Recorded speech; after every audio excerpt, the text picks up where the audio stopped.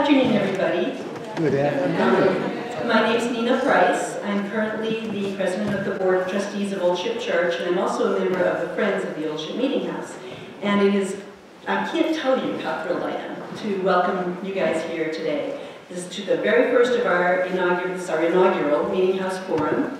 This is something we've been thinking about doing at Old Ship for quite some time, especially since we did the major restoration of the Meeting House a few years ago, when so many people from the community came to support that. This is a National Historic Landmark, as you know, and we realized that we really need to do things to open this house up again, like it used to be done forever. And we need to be able to bring more people in. So we were thinking speaker series would be fabulous. Well, finally, here we are, and I am absolutely thrilled. As you might know, this was built by the Puritans in 1681, but the Puritans didn't consecrate their houses of worship, unlike other religions. They believed that the church was the people within. And that's why we're here today. We're the people that gather together to decide to talk about how we are, the things that we need to do as a community, and discuss matters that really matter to us personally and in our life as communities. So we are really proud to continue that tradition here with the Meeting House Forums. We're going to hold about 6 per year, not over the summer, on topics that affect us all. So if you know of anybody, any speakers that you find might be particularly interesting or topics that would be of interest to you, please feel free to get in touch with us. There's information on how to do that on our program. Also, we plan to keep them free of charge.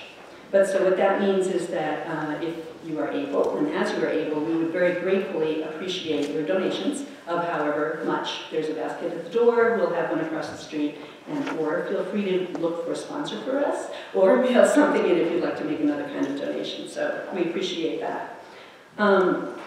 We hope that these conversations that are held here will continue beyond these walls through established organizations and institutions that we have already, or groups that are inspired to form. So I'd like to thank right now the representatives of our town and state institutions who I know are here today. I know at least Representative Joe Moschino is here, and potentially Patrick O'Connor, although I don't see him, and I don't want to forget about mentioning him, our state senator. But also we have many representatives of the school department, the police department, our religious leaders, our selectmen, and more. So we are very grateful for you all to take the time to come today as well. I want to invite everybody to cross the street afterwards for soup and bread to continue the conversation.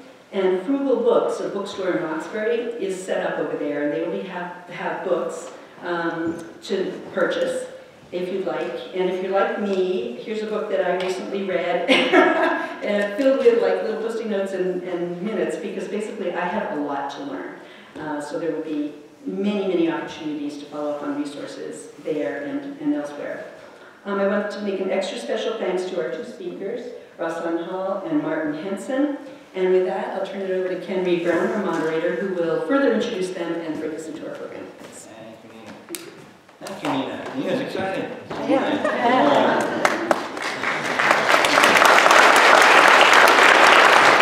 like to thank Nina and the committee that put this together. I get to stand here, but I did not do a lot of the legwork. So we appreciate all the wonderful volunteers who've made this afternoon happen, and the future programs happen as well. Well, welcome, once again. Welcome to our inaugural Meeting House Forum here in the historic Old Ship Meeting House. My name is, as Nina said, Ken Reed Brown. I'm a minister here at Old Ship Church, where we worship every Sunday morning. It is our worship home, and I will be, as Nina said, moderating this afternoon's program. You don't need to hear lots more from me, so I'll introduce our speakers. As you know, our topic is Black Lives Matter for Everyone, and we are pleased to have with us 2 really fine speakers. We are feeling quite fortunate in that regard. I'll introduce Rahsaan first, and then when Martin takes his turn, I'll introduce Martin. So Rahsaan Hall is our first speaker. He's the Director of Racial Justice, the Racial Justice Program for the American Civil Liberties Union of Massachusetts. You can read most of what I have to say in your program, but I'll say a little bit anyway. Rahsaan helps develop the ACLU Massachusetts integrated advocacy approach to address racial justice issues. Legislative advocacy, litigation, community engagement. Through all these things, the program works on issues that deeply impact communities of color and historically disenfranchised communities. He had a life before coming to the ACLU of Massachusetts and was Deputy Director of the Lawyers Committee for Civil Rights and Economic Justice, led there the Voting Rights Project, and served as an Assistant DA for the Suffolk County District Attorney's Office. There's more detail in your program on that time.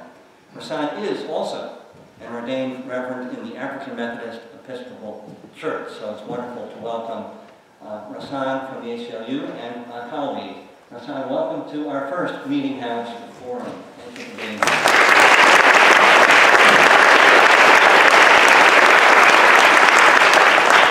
Good afternoon, everyone. So I'm a reverend at the African Methodist Episcopal Church. So call and response experience is usually a little different, so I'm trying to get good afternoon, everyone. Good afternoon. Amen. All right. So thank you all for welcoming me here, and it's truly an honor and privilege to be a part of this conversation. Martin and I were just having a conversation that it's surprising that there is still a need for this conversation, and that there are a lot of questions that still come up that we're like, didn't that get answered a while ago? But it's still important that you all are endeavoring to engage in these topics. And I'm proud to be here. I'm proud to represent the ACLU. I'm also proud to represent my family, represented by my wife, Trent Hall, who has joined me here. And so thank you, Reverend Reed Brown. Thank you, Nina, for the outreach.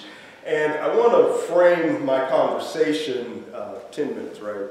Okay. You're going to have more time later once you get some questions. Exactly. Not only am I a black preacher, I'm also an attorney, so there's ways to regulate myself. But I'd like to frame my conversation within the context of the gross racialized disparities that we see in society, particularly as they relate to the criminal legal system. And I'm intentional about calling it the criminal legal system as opposed to the criminal justice system, because for so many there is the absence of justice. When we look at Massachusetts statistics in particular, blacks and Latinos make up roughly 23% of the Commonwealth's population. But when you look at the people who are serving sentences in Massachusetts, that number jumps up to 54%. When we look at people who are serving sentences for drug offenses, that number jumps up to 57%. But then when we look at people who are serving sentences for mandatory minimum drug sentences, that number jumps up to 75%. And that is in the face of evidence that shows that blacks and Latinos use and sell drugs at relatively the same rates as whites. So you either have to believe in the inherent criminality of black and brown people, or you have to believe that something is inherently wrong with the system. And it is that system that I'd like to talk about, that it's what we see in communities that have high concentrations of people of color and high concentrations of poverty did not just come to exist that way by happenstance. There aren't these high concentrations of poverty in black communities or in Latino communities because folks are lazy, but it is a result of systemic oppression and the denial of resources that have existed for generations, that we see what we see in certain communities. There's this notion that everyone has equal opportunities and that everyone has the ability to fend for themselves and make something for themselves and make something out of their lives. But that turns a blind eye to history. And history is very relevant and very important. And I know that in a lot of conversations, when people talk about race, one of the things that comes up consistently is, well, slavery was so long ago, right? It's over 150 years ago. Why are we still talking about slavery? The nature of slavery as an institution in and of itself is something that is deserving of its own conversation. We don't have time for that today, but let's just take it as a premise that slavery was bad. And not just bad in the sense like it was inconvenient bad, but it was demoralizing, that it entirely debased an entire group of people. And it didn't stop with the Emancipation Proclamation. Because immediately after slavery, and I don't style myself a historian, but I know that there are a lot of people who understand and know history, but we recognize that there's this Reconstruction period where federal troops went into the southern states to ensure that black people could fully benefit from the new rights that they were given of emancipation and liberation, the 13th Amendment that outlawed slavery, and the 14th Amendment that guaranteed rights to black people, and the ability to vote, the right of suffrage. But it took federal troops to enforce those laws and those rights.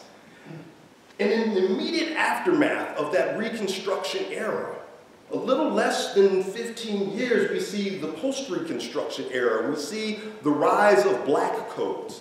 And what that is essentially is the criminalization of black conduct and black behavior. And so in the southern states, it becomes illegal for black people not to have a job. And people who are just coming out of generations of institutional slavery and oppression have very limited skill sets in many instances, and the only available, or one of the most the largest opportunities in the time, are working on the plantations. And there's some interesting conversations that happened when you look at what was going on around the ratification of the amendments to the Constitution, in particular the 13th Amendment. And there was a congressman from Kansas who went down south to hear what they were talking about around whether or not we should ratify the 13th Amendment. And essentially, I'm going to crib it here, but folks were saying, we think we're going to be all right with this 13th Amendment because the 13th Amendment, although it abolishes slavery, it leaves this provision for those who were convicted of crimes. And so even though its intent was to abolish the badges and incidents of slavery, it never really had a mechanism to get to all of the things that denied people the rights of full citizenship and full humanity. And so coming out of that post-Reconstruction era, you take that in conjunction with the other measure of social control that existed at the time, which was lynching. And the numbers of lynchings that happened throughout the South ranged in the thousands. And it was a form of keeping black folks in their place in the South. And so you have this combination of criminalization of black conduct and behavior, vagrancy laws, anti-miscegenation laws, curfews that existed in black communities that created this funnel of black people into the criminal system. And you have this, what do they call it, convict leasing that rose up. And there's a book by Douglas Blackman called Slavery by Another Name. It's interesting because when you think about it, the largest plantation in the state of Louisiana at the time of the end of slavery was the Angola plantation. Right now in the state of Louisiana, the largest prison is the Angola prison. It is the same place, right? And when you drive past Angola prison, you'll see people working on a chain gang, and it's eerily similar to the people who were working as slaves or as enslaved people in those very regions. And so coming out of the post-Reconstruction era into what we call Jim Crow in 1896, the case Plessy v. Ferguson, there's a man from out of Louisiana, Homer Plessy, who sued for the right to ride a rail car and not be on the colored rail car. And even though he was a person of mixed race, and at the time I believe they considered him a quadroon or an octoroon, several layers removed from either pure African ancestry. Offensive terms now, but that's how people were categorized, but still not white. Could not ride the white rail car and sued for that, and that's when the court determined, the Supreme Court at that time determined that separate but equal was appropriate, that that was a law of the land. And that may be offensive to us up here in good liberal New England, where I like to say we suffer from liberal exceptionalism because we think that we're so good we always elect Democrats, and even though we have a Republican governor, we're still a pretty progressive state. But it's that liberal exceptionalism that leaves us caught out there, because that language, separate but equal, comes from a case from the Massachusetts Supreme Judicial Court, where there was a little black girl in the city of Boston whose father sued on her behalf so that she could go to the school that was in her neighborhood, as opposed to hiking across the other side of Beacon Hill to get to where she was able to go to school, or the school for the colored children. So we're not that far removed from that type of oppression. And so Jim Crow becomes the law of the land, separate but equal. But it's not just the individual acts of people, because Jim had an uncle, and his uncle's name was Sam. There were ways in which this government of this United States was complicit in the denial of rights and humanity of black people. We think about how we pass down generational wealth. It usually transitions through the ownership of property, and there's also a burden that people bear when they have to care for older loved ones. And so the Social Security Act of 1935 was a game changer for many Americans, because people could then live on retirement.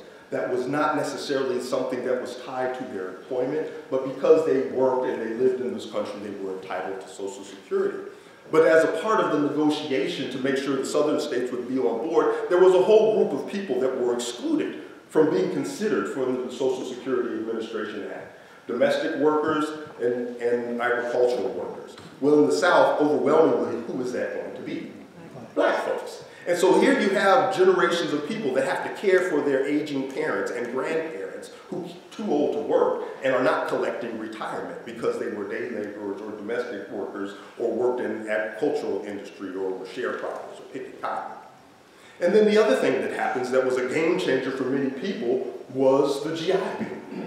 So many veterans returned home from the war and got the benefit of the GI Bill. They were able to own homes and they were able to go and get an education. And for the most part, black veterans were able to take part of the GI Bill, but there was one significant distinction, is the places that they would want to go and try to buy, they couldn't buy, because this was a federally backed loan. And in order to have a federally backed loan, you had to have property that was going to be insured. And when you had property that was going to be insured, there were certain metrics that were used, and there were maps back then that the Federal Housing Administration developed that had red lines. And so most of us know about the act of, or practice of redlining, where there were certain neighborhoods that were drawn out in a red line saying we're not going to back or provide any mortgages or insure any properties from these neighborhoods. And so as black folks were fleeing racial violence in the South up to northern cities, another great book is The Warmth of Other Suns by Isabel Wilkerson, that talks about that flight for people's life, that flight for opportunity, that flight for full humanity up into northern cities that were being crammed and packed into these tight urbanized ghetto areas where they couldn't buy homes. And so you have people living in concentrated areas of substandard housing stock, low economic opportunities, low educational attainment. And you see how these things create situations where people want to resist and want to speak out and want to uprise or rise up. And so, and I'm skimming a lot, and there's a lot of gaps in this. But there is this thread, there is this connectivity that exists from the experience of black people in this country from slavery up through now. And it's not until 1954, Brown versus the Board of Education, where separate but equal is determined not to be the law of the land, where the court finds that separate is inherently unequal. And so if we want to talk about full rights, we can say, well, 1954 is plenty of time for people to get their stuff together, right? But what is the fullest expression of citizenship in this country? It's the right to vote. Well, that didn't happen until 1965. And so there's this image that's floating around on the internet of this speedometer that shows, you know, from 1865 up to 2015, I think is what it ends. And so, you know, or no, it's even earlier, from the 1600s up to 1865, and that's like 100 some odd years of slavery. It's in red, and then there's this yellow period from the end of slavery up through the end of Jim Crow, and then there's this period from the end of Jim Crow to the voting rights, and then from the voting rights up until now. And it's that small segment of 50 some odd years that black people in this country have had full citizenship rights, regardless of where they are in this nation. And so the practices of policing and the practices of over-criminalization of people in black communities rose out of this thread.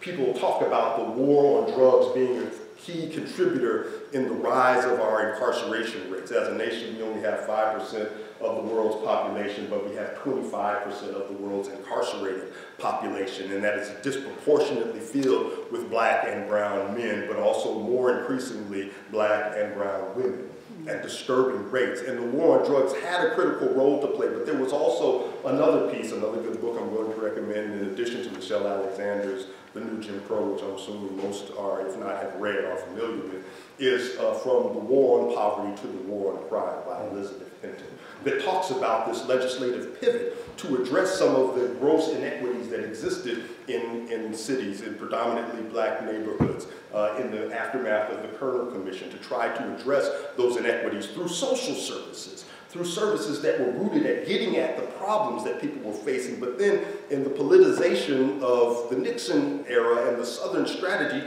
that same resistance and uprising that was not, that those public policy or social service programs didn't address, were then addressed with policing.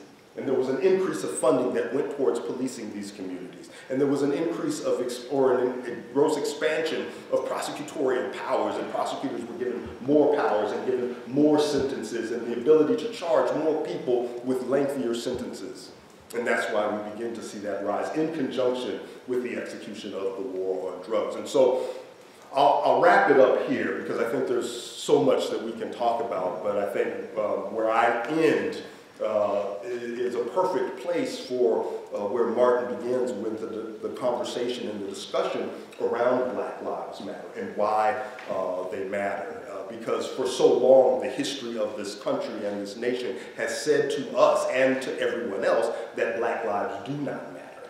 And you look at the disparities that exist in education and the way communities are policed and the incarceration rates and the healthcare outcomes that we see. Everything says to this country, Black lives do not matter. And so the uprising and the resistance that we have seen predominantly in poor Black communities is a statement to say, no, they do matter. And we don't get better as a people until everyone understands that they do matter. So thank you for your time, and I look forward to the conversation.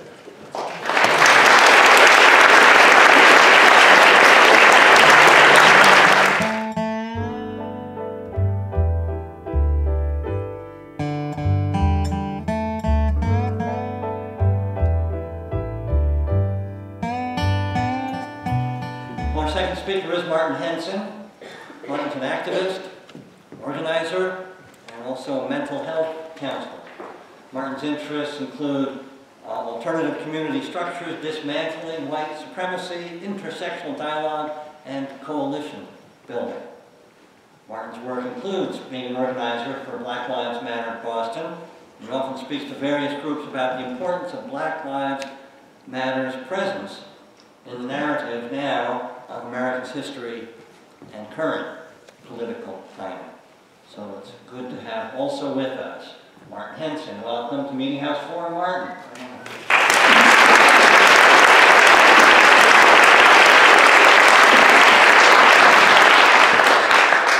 Hey, how y'all doing? Great. I'm well. It's a little cold today, but I'm out here. I'm Martin Henson. My pronouns are he, him, his. I'm from Black Lives Matter Boston. And I'm going to have a conversation with you. Lately, I've been talking a bit about my journey into Black Lives Matter.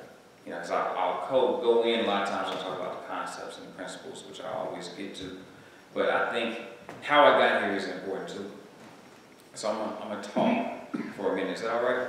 Yes. All right. So when I was younger, I remember the thing that was hot to do with me and my friends and my cousins. We used to have cap guns. You know, we had some, it was like, I want to say orange. The orange one, we got a little round thing, you put it in the back, and then maybe it rolls a bit, and you shoot it, and it pops. And I remember we used to have those, and I used to love them. I used to always try to get my mom and dad to buy them every time I go to the store, because every time I go to the Walmart dollar store, you go into the back toy section. So it's always towards the back to the right side, ready for it, because they have a little section with the cowboys and the Indian and stuff. All in a certain area. You know how the toys are designated. So I wanted one of them. And I would get them, and I would have them. But I remember one day, my mom said to me, she said, you can't get that anymore because somebody might think it's real. I mean, and then I was a kid. I couldn't have been more than 10 at the time. And you know, you don't have any idea of what role violence will have in your life or how a toy will feed into how somebody views you as being violent. But that was the end of that. We had BB guns, we had cap guns, and all those things, but no more then. And at the time, there was no Tamir rights to dominate the headlines. But those incidents have been happening since Black people have been around. But there's none that I could reference. So I didn't understand. So that's my earliest memory of what a weapon, the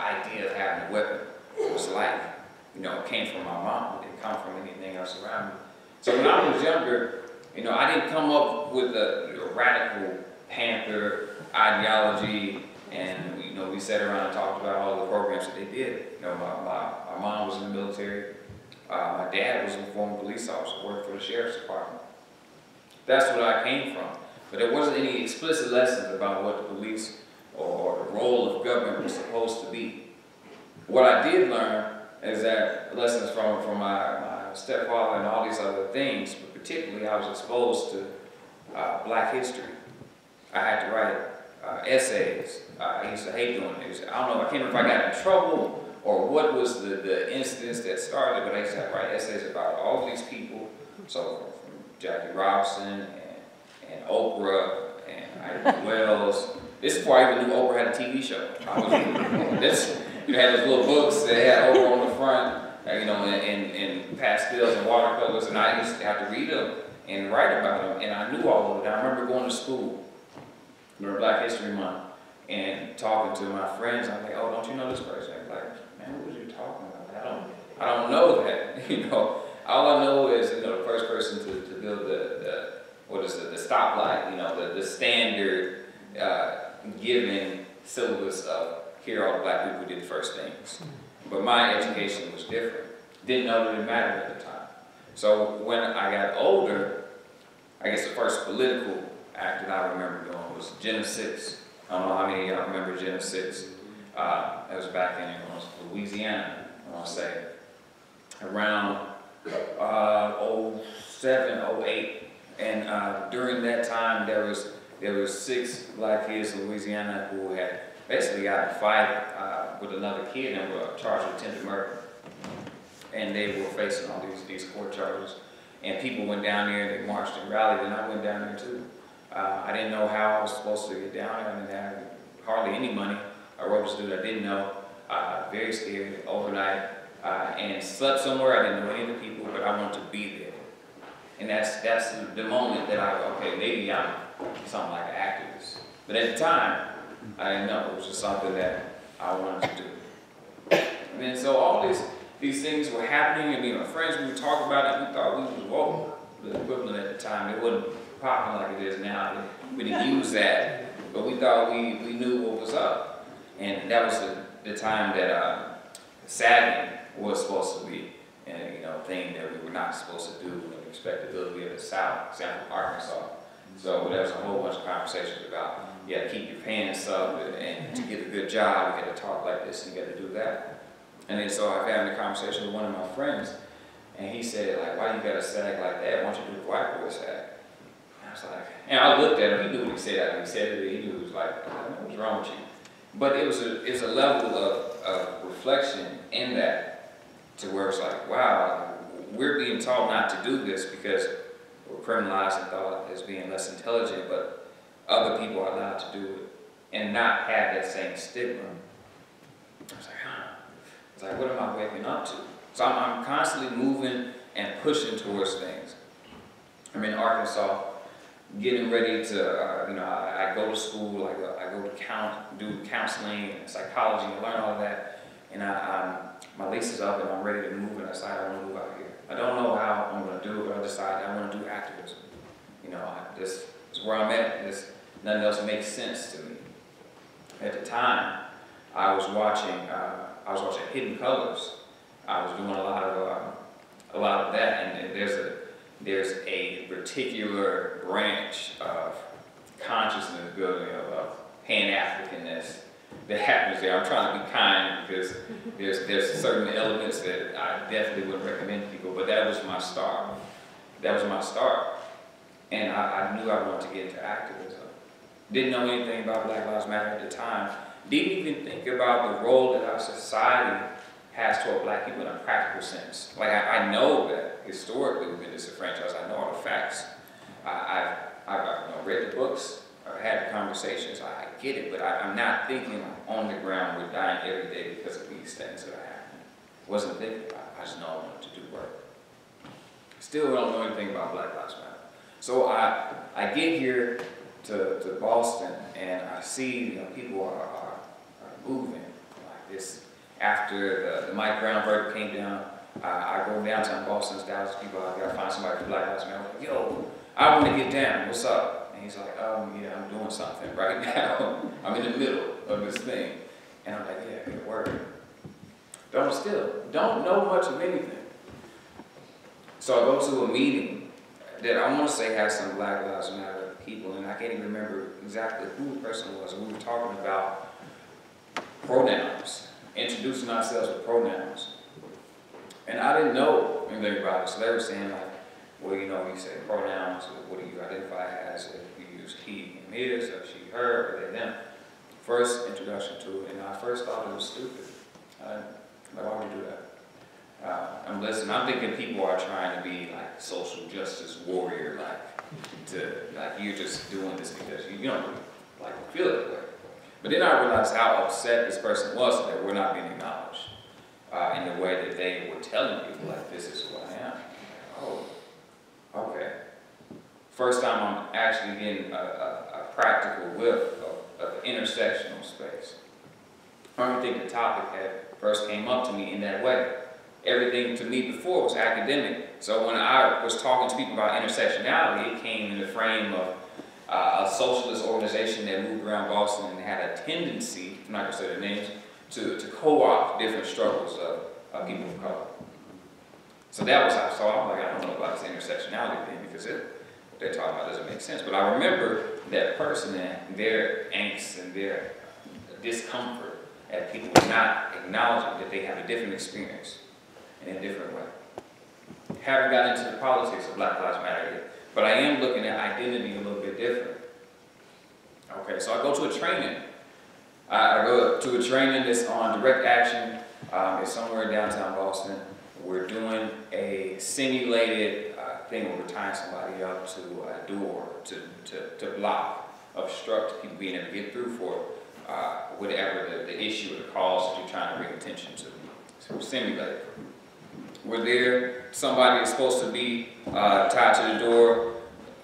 There's two other people. One person is supposed to address the police or be the police liaison. The other person is supposed to leave and then come back later. I'm with this person. I'm watching this thing happen. Black woman is there. We're about to tie the person up and then leave. She says, hold on, in Black Lives Matter, we don't leave people behind. We're not doing that. This is not even real. This is like a simulation right now. So she said, like, I'm not doing it. She's like, we don't leave people behind. And she looks me in my face and says, we don't leave people behind. Black Lives Matter doesn't do that. I don't know if I'm remembering it as being more dramatic than it actually was, but I feel like that's what happened and it stuck with me. So there's this woman that I don't know, black woman, talking about Black Lives Matter, because at that point, I thought Black Lives Matter was like cliquey, still wasn't really thinking very deeply about what the principles and guidelines were. So we're there again, we're standing up, we're all having a conversation. There's this guy there, this is a room full of activists. There's this guy there who's having a dialogue. He said that, hey, if you follow what the police is telling you, no harm will come to you. We're all standing there, and she's like, no. No, sir, I'm going to correct you right now. That's not true. So this is a group of maybe 30, 40 people. We're sitting there awkwardly standing as they go back and forth. He's continually trying to, like, yeah, but action. She's like, nope, that's not how it works. It doesn't work like this. It doesn't matter what you do, the police can still kill you.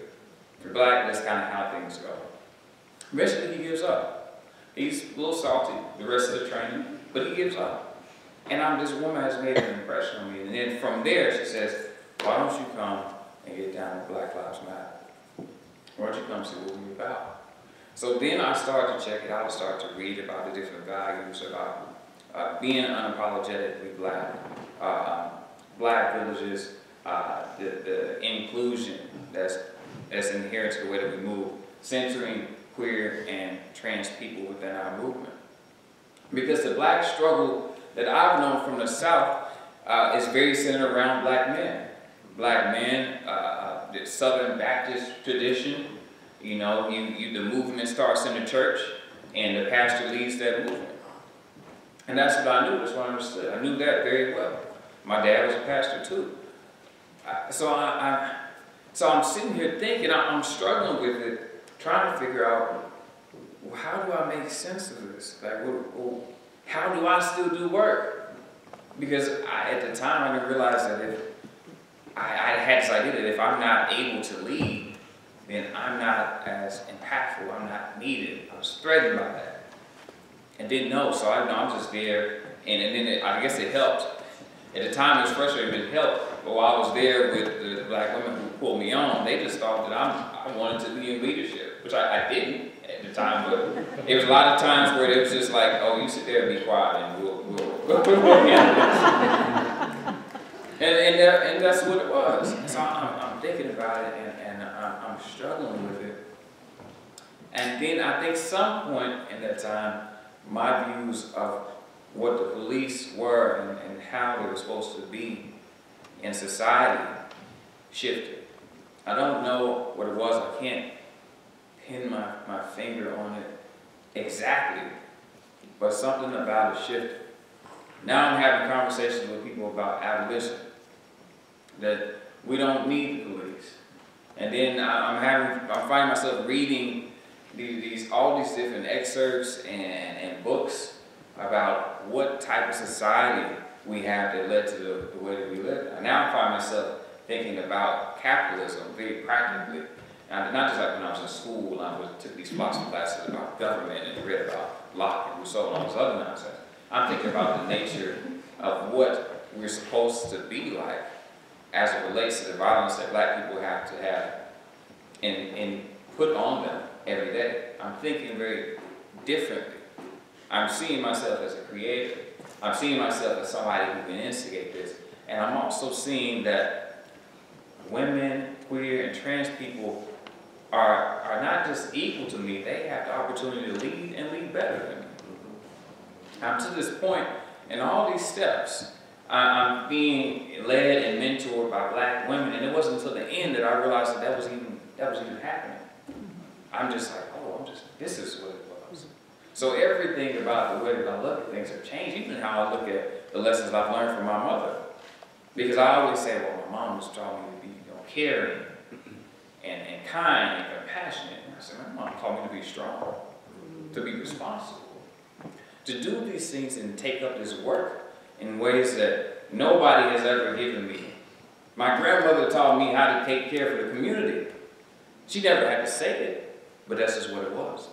Now, and I realize as I look at the men in my world, the men don't have to say it, and I understand it, but when the women do it, I'm not thinking to see them so deeply.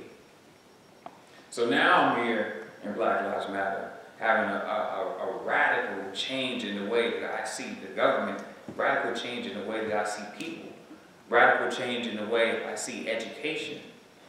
And I'm finding that I'm enjoying, loving the opportunity to tell people, and I'm hating the fact that I have to do it. And this is the everyday. This is the world that I live in.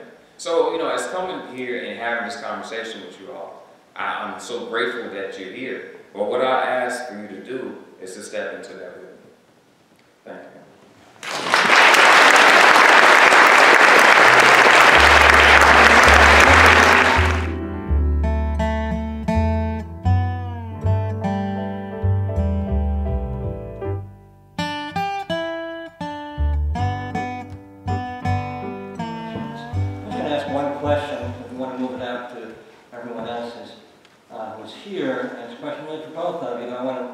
Begin by lifting up some language from you, Rahsaan, something I read on the ACLU, one of your blog posts, where you say, and the way this hinges on that response that a lot of folks, mostly white folks, had to begin with, well, all lives matter. Right, but it's not so much to address that directly, though you can, but you've said, you wrote, racial justice is justice for all.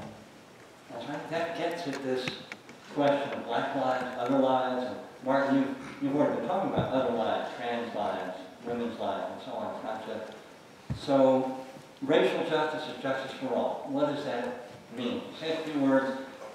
This is a better way. And Martin, then I'd like to hear a little bit from you on the same thing, and then we'll go to the audience. So we'll put on my preacher hat. There's a passage of scripture where Christ is giving a parable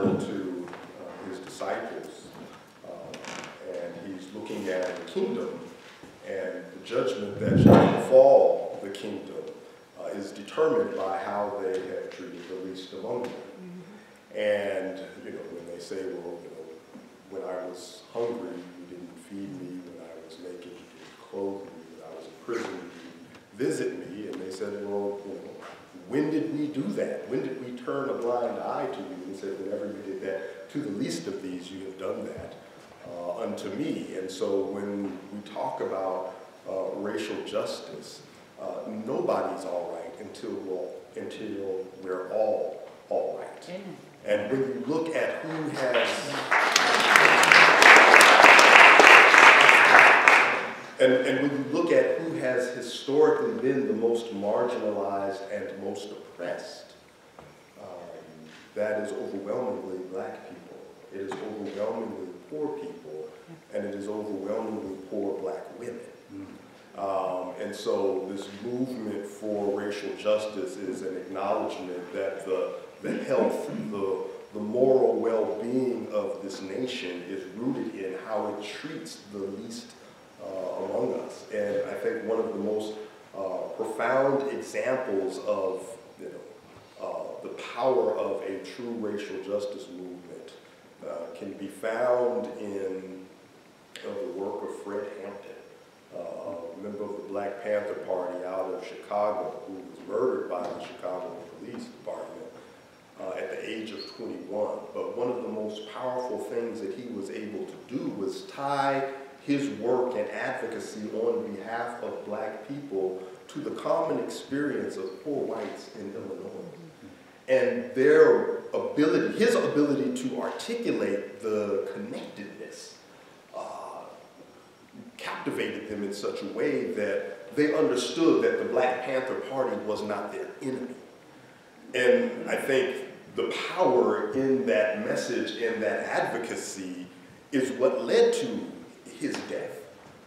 Because when you can get black folks and poor white people together to recognize that there is a common foe, common oppressor, and it is the system of white supremacy that oppresses us all, we're up for some dramatic change. And when I say white supremacy, I'm not talking about neo-Nazis, the alt-right, and skinheads.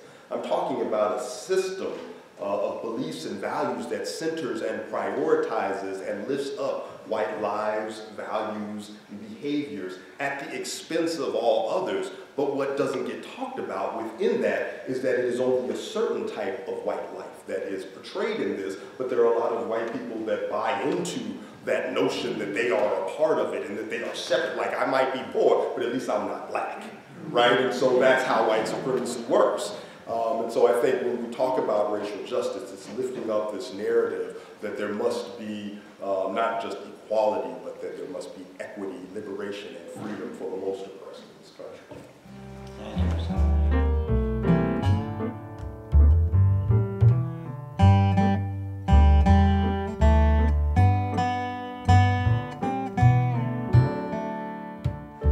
So intersectionality is the idea that we have different identities that interact and overlap and interweave with each other. Some of them seen and some of them are not able to be seen. And so for the black community, most of the time, the people who are considered to be representative are black men who are cisgender, straight, and you know, a lot of times have some like physical presence to them too. So the idea of like a black man with a deep voice, who's fist up, walking around advocating for justice is what we would think of. Intersectionality allows us or really prompts us to look into the other identities that people have. So when we're thinking about, let's say within Black Lives Matter, about what justice looks like, I'm not just thinking about what justice looks like for me, I'm thinking about what it looks like for black trans women who are constantly hassled by police and can't have access to the same things that I have. So I'm trying to make sure that we all are getting on the boat to freedom as opposed to throwing people off for your own benefit. And that's kind of generally how we look at it. So a lot of times people, when we say Black Lives Matter, they go towards the All Lives Matter route. And I was talking to Rahsaan, like, man, we still gotta say this and the same thing. There's so many memes memes out there, and man, I just don't know. But the idea that saying Black Lives Matter is somehow negative towards other people is, I think, a symptom of white supremacy and the toxic parts of black culture. Because there's an assumption that we are going to engage in the same way that they will towards them. So it's just, that's what happens. So a lot of times when I'm having those conversations, I'm having to educate people on the differences in culture. Like this, it's tangentially related, but very important, because black people, we operate and we move a different way. And white people, a lot of times, tend to think that our culture is a bastardized version of theirs. So when we say something like this, Black Lives Matter, it's the same. There's an assumption that there's a level of violence there that comes with comments that all lives matter. If we know that it's exclusionary towards people of color, black folks, so they assume the opposite works the same way. But Black Lives Matter is not one where we're saying like we are only working towards black lives and black lives only. We prioritize black lives because they are our own, and we cannot do anything for anybody if we don't love ourselves. But the conditions that have been created and maintained for the negative outlook for black people will be outsourced to other folks. And when we see those things happening, or even if we haven't experienced them directly, then I think it is our duty to fight for their freedom as well as we fight for our own, because if we liberate ourselves while this issue continues to exist elsewhere, we'll only find that it's going to affect another people in a way that we don't want it to affect us. So the intersectional component is not just something that's happening within black spaces, but it's also a conversation about our society as a whole and how we can look towards different people with different identities, having different experiences, being able to benefit the same way that we all should be benefited. To go beyond just black and white, we're all much more complex than that. Thank you.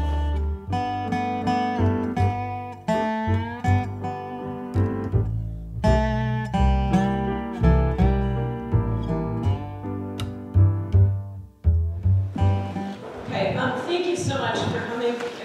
It's been awesome hearing from both of you. Martin, you ended by saying, join us on the journey.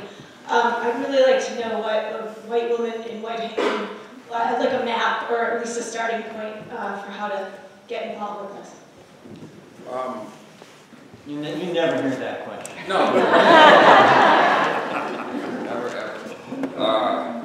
So I'll start from the very general. So a lot of times, and I'll be honest with you, there's nothing negative towards you. A lot of times it frustrates me when I'm having conversations with white people. Say, what can white people do? White people have maintained and regulated white supremacy since whiteness has been a thing, since before we got over here by way of votes. So I think that it's a disservice to white people when sometimes we begin with that question, or what can white people do? I think more specific questions are more helpful. So in going down to more generalized, more specific things, there's a platform, Movement for Black Lives has put out a platform with all of the issues, or a significant amount of issues that have been happening within the black community, and ways to address them as a whole policy thing that's outlined. There is a bailout collective that has a toolkit that says all of the things that people can do to be engaged and involved. But those are general ideas, general things. So when I go out to, say I tend to use Stop and Shop because I got like a whole bunch of them out here. I go out to a Stop and Shop and I see all the people at the cash registers are black folks, people of color. And I look up, they got the top row, our management is white. Mm-hmm. Now, one thing that I've noticed is that I feel like I don't personally see that as a problem. And a lot of times with white people, that doesn't seem to be a problem. There's a whole list of assumptions about how things got that way that need to be addressed internally before you can kind of step out to these spaces. Because I've seen white people who haven't done that work and haven't really been that level of self-reflection, haven't got some tea in a dimly lit room with some other white folks that come together and process all these things that you do. And the reason I say that because it's necessary. That's one of the things thinking about intersectionality we have to get within the identities that are present for us and do a lot of that work. So for me, I do a lot of stuff with black men because black men have done a lot of homophobic and transphobic and there's really inappropriate things. So I had to give it to them and we got to work this out. I'm not going to go to a space with black women and be like, yeah, I'm ready and I'm not. And I think so some of that internal work has to happen before you step into these spaces trying to pick up the more hands on the ground work. Because what happens is that sometimes if you don't do that first, you'll step into these spaces with an idea of what black people need, rather than the things that black people have told you that you want, and you're not in a space to ask. The same thing is true for men. Men trying to hear what women need, men coming in, well, you need this, this, and this, and it's absurd, it's ridiculous. And I think we have to challenge ourselves so when we are outside of spaces, to kind of tackle some of the assumptions, the thoughts, and ideas that we have about what they are. And then you can figure out what's within your realm of influence. A lot of times people don't know, let's say for police, they don't know the departmental policies of the police. When the police kill people, they cite the departmental policy. That's what they defend. They don't defend the officer. They say, well, they follow the rules. But if we think it's so absurd, let's say that if that was the issue that you were concerned about, if that's so absurd, have you investigated? Do you know about it? Do you know what the budget looks like? Do you know what programs are going on in the community? Also, with concerns of black folks, a lot of times, or people of color to a large degree, there's an overlap where it goes to the social economic status. So if you're poor and you're a person of color, and you're not also addressing the issue of poverty, then you're going to have some issues there as well. It takes work, it takes investigation. I think those things that I gave you first, the Move for Black Lives policy, I think it'll start you in the right directions. Some of the books that they have out there investigating white privilege or whiteness will start you in the right direction. So by the time that is the work that you do, you step out into this type of activism or community work, you'll be prepared. Just like I wouldn't step out into I'm not going to go out there with the Women's March and just be foolish. Like I'm not going to do that. You know, I got a friend who's a gender studies major. Anytime I got some questions, I go ask him. That's first. Then if it is unresolved, then it could be something that a woman is willing to deal with or is able to deal with, then I come there. But I think that internal work comes first. Thank you, Mark. Go ahead. And I would just, thank you. That's great. Just by way of a resource, there's two things I would suggest. There's a group in Massachusetts that's active called SURGE, Showing Up for Racial Justice. I think that's an important group because like Martin said, it's like we need to get in our spaces and deconstruct the things that we're dealing with ourselves. And then there's this website called conspireforchange.org that has a lot of resources, books, materials, trainings that are available for folks who are really interested in doing it. And in between meetings, read books. There's so much out there. Work with other sons. I'm reading now. Powerful. The Dyson book Nina mentioned. There's so much. Thank you for the question. And I think right next to you in the same pew was a hand. No? Oh, no. It's one of me, Mike. Thanks. Let's shout in. I was raised with a woman that was hard of hearing, so I enunciated. So I have a child who came to me at 7 months. He's adopted. He's black. And recently, because he's not perfect, he's a child, he got into an infraction at school. And kind of along the lines of I think, where you just were, my husband wanted me to specifically inquire to the principal, was the consequence for my child in direct proportion to the consequence for other children that have done similar things. And initially I was a little taken back, but ultimately the vice president and the principal were majorly taken back. But I thought, if I didn't ask that question, how would I know? Especially based on the fact that the consequences for kids of all different ages, genders, and colors are not the same. So I think that I don't know a lot, but I know that for me that was a start. You know, to be able to say, let me just think. And let me just ask, kind of like when you ask the doctor to wash their hands, it feels really awkward, but you can, right? You have that permission, so I just wanted to ask. Thank you. Everybody hear that? Corey was talking about it, yeah. So yeah. And so it's appropriate to ask, and Joan, you know this well, but when I was at the Lawyers Committee for Civil Rights, we issued this report called Not Measuring Up that looked at discipline statistics throughout the Commonwealth of Massachusetts. And it showed that white students were disciplined at a rate of 1 in 27. Latino students were disciplined at a rate of 1 in 12. And black students were disciplined at a rate of 1 in 8. And these are for non-violent, non-criminal, non-drug offenses. And so there's something that is happening that, whether we call it implicit bias or we call it outright racism, that black children are perceived a certain way. Trayvon Martin, when he was shot and killed, not Trayvon Martin, what's the lady's name? Rice. Tamir Rice, thank you. There's so many, right? So Tamir Rice was 12 years old when he was gunned down by the police, but the police officer in his report, when he responded, said approached and seen a suspect who appeared to be in his 20s. In what world does a 12-year-old baby look like a 20-year-old man? But that is through the lens of race and racism in this country, that black children are disproportionately more often seen as more aggressive, more disruptive. And so that's an appropriate question for you to ask about whether or not your child's discipline is in proportion to the other students within the school.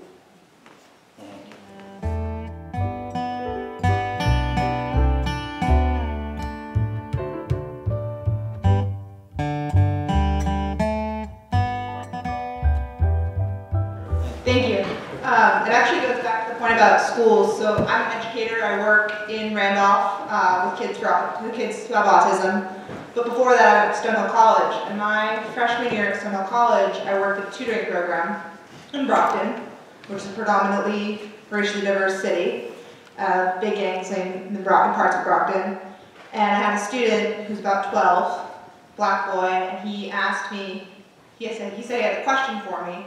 And I said, what's your question? He said, I think you'll be mad at me. So I was like, I won't be mad, just write it down if you don't want to say it, and then I'll think about it and answer your question.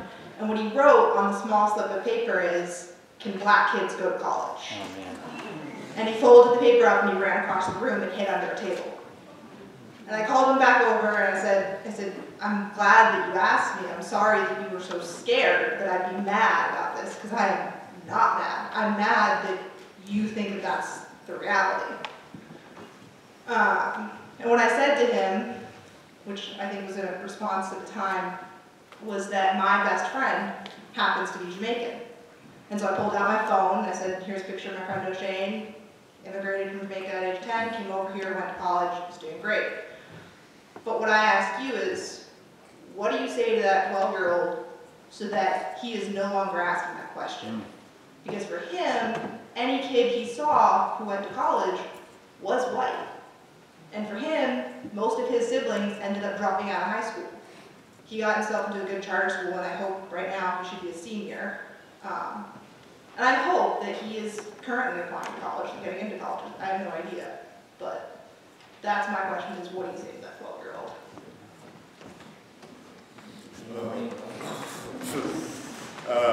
Yeah, I mean, that's an involved question because I think there's some boundary issues, there's some responsibility issues, but I think it gets to the heart of why there is a Black Lives Matter movement, because Black lives don't matter in a world where a 12-year-old boy questions whether or not he can go to college because of the color of his skin. One of the best demonstrations or illustrations of the Black Lives Matter versus All Lives Matter that I've seen is somebody whose house is on fire and the fire person or the firefighter is spraying the house that is not on fire while the other house is burning. And that is the concept or framework of All Lives Matter. Meanwhile, the black house is burning. I think, when you are in spaces and in relationships where you are encountering black people, and particularly black children, I think it's important, and for those who are educators or are in that type of role, you know, when I said that there's boundaries, folks have to be mindful about not being paternalistic and patronizing to people. I think it's important to lift up images of people who are succeeding and people who are thriving, and not point it out as this is an exception, but just make it a part of what is normal, right? And so these images, Martin, you talked about some of the, you know, the books that you were reading at an early age. It's like, because your people put that in front of you and made you read that stuff and made you have that information. And then when you entered into those other spaces, folks are like, what is that you're talking about? Because they weren't required to read it. So I think it's important for all of us to change the narrative in all of the spaces that we operate in. And so, and to your question earlier, like, what are some of the things that I can do? Is I always say, get your people. Right? When you are in these spaces that we don't have the privilege to be in, and those conversations come up that you're like, oh my God, I'm glad that none of the black people I know were present for this, right? But you're in that room, you're in that space, you can begin to create and change the narrative or push back on some of those racist ideas and ideologies. So I don't know that that's directly on point, but I think when we normalize black life and the variety and the fullness and the beauty and the commonality of black life, that changes the narrative. Martin, you want to add? I would be curious about why that kid had to ask that question. If you're in the city, I'm not saying it's something that you have any responsibility for, or you had power to change at the time, but if Rockland is a racially diverse city, and he's in school, and he has to ask, what is happening within this school? What are you learning?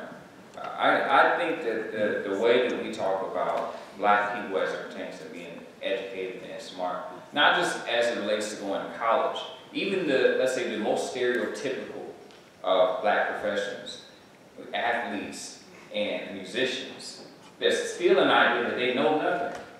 Like they're just getting up there and jigging and doing nonsense. But there's a level of education that goes into that, and even a lot of students who look up, let's say they only look up to that. They don't know a lot of these musicians went to school, they don't know a lot of these athletes went to school. They never think about it that way. So when we're in school, I think it's our duty to treat people in a way that's going to have them be successful in the world. So if everything about the educational system is geared toward white men, then how can that kid ever step out into this arena and think that they're going to be successful, or that there are people that look like them?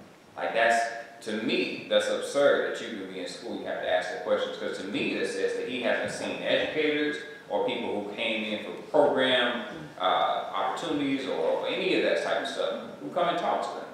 So a lot of times I end up doing like around the Boston area, going to school and talking to kids, just because I want them to see my face. They may not remember anything that I've said, but they know that like I was important enough to come to this school and talk to them. And I think more opportunities like that for that kid and probably other kids would be helpful. Yeah, I think following up too, in predominantly white schools, white kids need to see examples of people of different colors and backgrounds and so on as well lifted up. Right? That's the education too many of us didn't get. I think, keep an eye on the time. One more question, and then we're going to go across the street. I think your hand was up first. I'm sorry. Thank you for coming. I have a question about, Rahsaan, you talked about our criminal legal system, you called it, and I know you've been vocal about the district attorney's race in Suffolk County, and we don't live in Suffolk County, and even as a lawyer, it hasn't always occurred to me how much power a district attorney has to shape the justice system within their county. So I'm wondering if you can tell us your thoughts on that, but also if you have thoughts on Plymouth County, I would be interested in hearing. Oh, we have another Yeah, so I'll just say, is this the point where I announce my candidacy?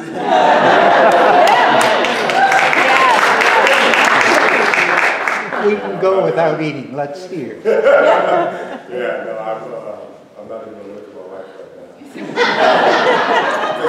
we live in Shake our head. I'll talk to her after. You talk to her after. No, but seriously, the role of district attorney, and I invite you all to visit our website, dadifference.org.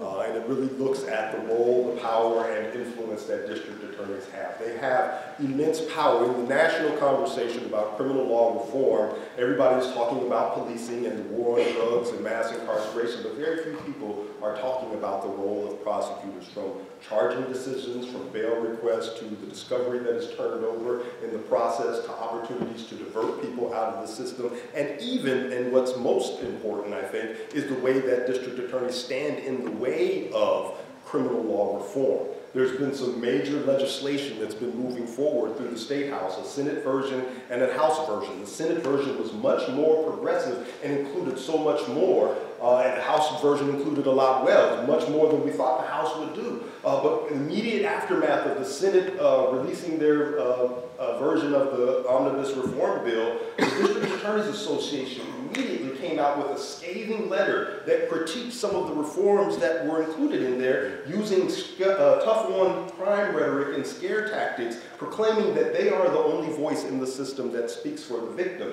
However, a national survey that was done of crime victims, including violent crime victims, said that they wanted to see a system that was more rehabilitative than retributive.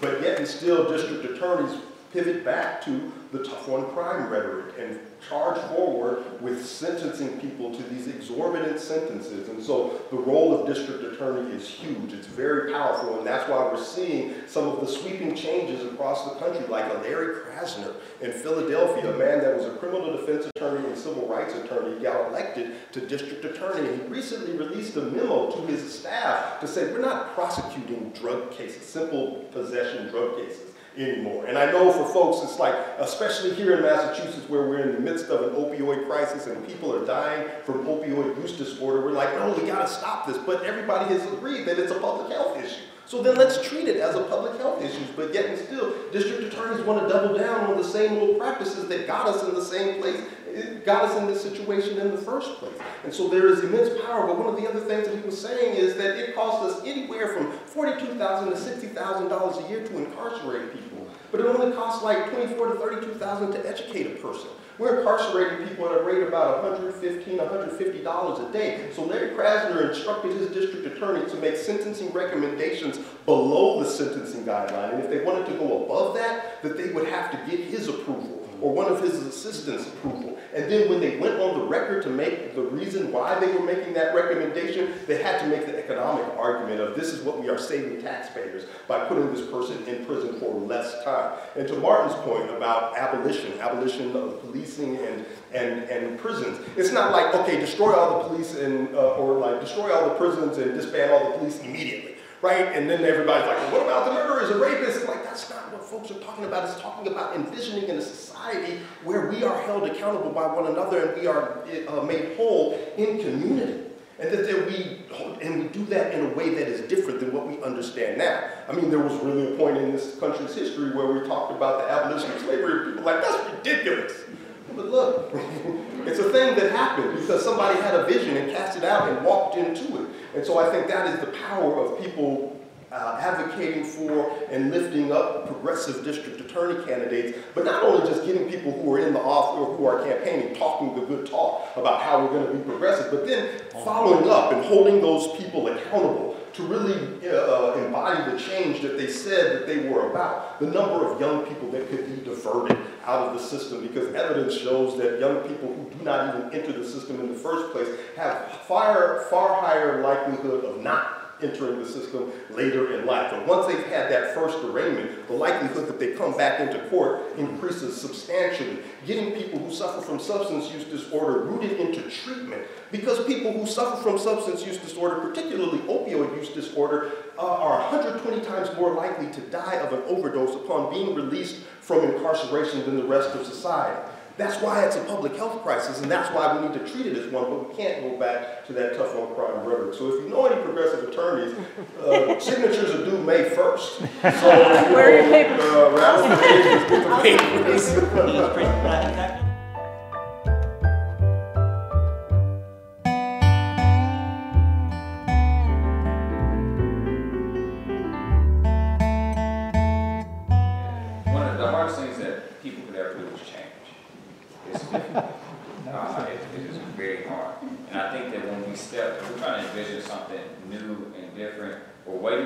somebody to walk out first. And then we'll say, "Well, I'm gonna come right behind you." You know? And when we're talking about something like this, you're that person. You know? Like, you have to take that on and really step into that. And in whatever field that may be in activism or community engagement or whatever, I think that that fear is just because you haven't seen what's on the other side yet. But you can envision that and create it on your own, because it's your hands that change it. You know, it's nobody else's. So I think that if we want the world to be changed, we want it to be different, you have to really embrace that angst, that anxiety, that trepidation, because you don't see what's on the other side. Activism is hard because there's no path. So I'm in the forest with a weed whacker just every day. But how many paths can I look back and say that I did that? That was me. So when I'm 75, I'm not in a nursing home talking about something that happened 50 years ago that I could have did different. Like, you have that opportunity to make that change. So for people who are listening, I tell people a lot of times, like, I don't expect much to change. I know how history has been. I know what white people have done. I can't expect it. I need you to surprise me.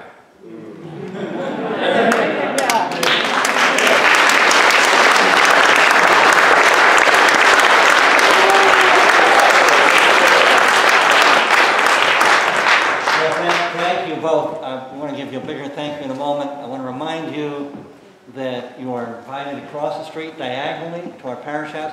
Enter through the left side of the building. There's a big entrance there for soup and bread, frugal books, further conversation. We are delighted to have you here today in this important conversation and hearing from Rahsaan and Martin. And we'll be pleased to have you across the street. We've got a couple of upcoming meeting house forums on your program. We hope we'll see you there too. Once again, Rahsaan and Martin, thank you so much.